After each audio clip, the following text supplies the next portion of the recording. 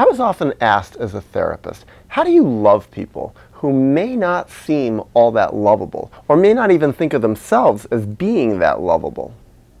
The answer to me is pretty simple.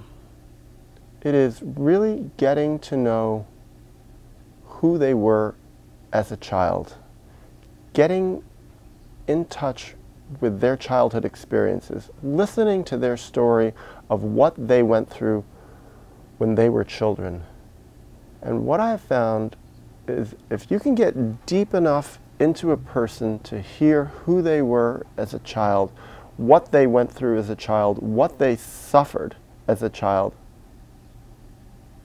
then everybody's lovable. And underneath it, we're all born perfect. We're all born beautiful. We're all born lovely, beautiful little babies and little toddlers. It's when we get harmed and really screwed up and traumatized along the way that we gain defenses for how to deal with this awful, nasty, traumatizing world. And some of these defenses can make people pretty unlovable. They can become nasty. They can become rude. They can become racist. They can become really horrible and cruel and violating of other people in ways that's like, they're not very lovable.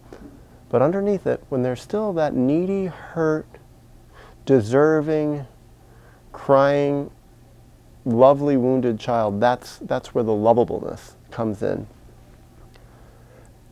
And why this is also very hopeful for me is that I, over the years, have found parts of myself that are not very lovable. And certainly there have been times in my life, certainly in a lot of my teen years, where I not only felt unlovable, but I didn't love myself. I hated myself in a lot of ways. And I think it was because I was so wounded, and those teen years were the culmination of all my wounds from earlier in childhood, where a lot of my life was just a big defense against those wounds. And I really lost touch with that little inner child in me, and I became some things that I really didn't like.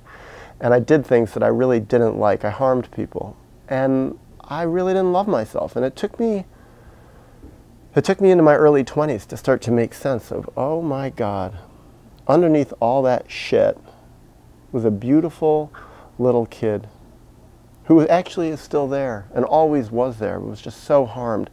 And I started loving myself. And when I started loving myself, I started grieving, and I started to be able to cry for what I went through and cry for what I'd done also as the result of what I went through.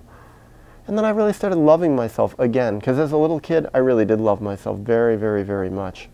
A few years, yeah, I didn't have it so much, but then it came back. So I've learned that as a lesson for life. And also, having been through that process of having loved myself as a very little kid, then went through some years where I really didn't love myself and even hated myself a lot, and then came back and started loving myself again and really started increasingly loving myself a lot more. I learned a pattern. And it's held true with other people. Yeah, that everybody is lovable. It's just a question of getting in touch with that deeper underneath side of them that was wounded and that just needs to cry, needs to grieve, and needs to get back in touch with who their perfect little baby was, who their perfect little self still is.